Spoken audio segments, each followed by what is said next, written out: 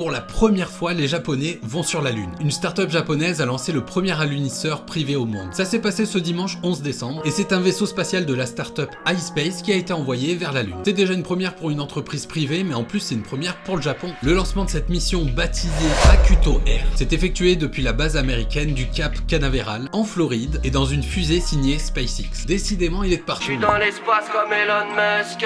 Jusqu'ici, seuls les États-Unis, la Chine et la Russie ont réussi à faire atterrir des robots sur la Lune, qui est tout de même située à environ 400 000 km de la Terre. Et ça, c'est pas rien. Si jamais la mission est un succès, ce sera bien évidemment une grande fierté pour les Japonais, mais ça représenterait aussi une avancée importante dans la coopération spatiale entre le Japon et les États-Unis. La startup iSpace compte à peine 200 employés et entend bien mettre en place, écoutez bien, un service de transport vers la Lune fréquent et à bas coût. Que demande le peuple? Mais en vrai, aller sur la Lune, est-ce que c'est une bonne idée ou pas? Vous en pensez quoi, vous? Ce qui serait pas mal, c'est peut-être de savoir déjà pourquoi ils vont sur la Lune. Qu'est-ce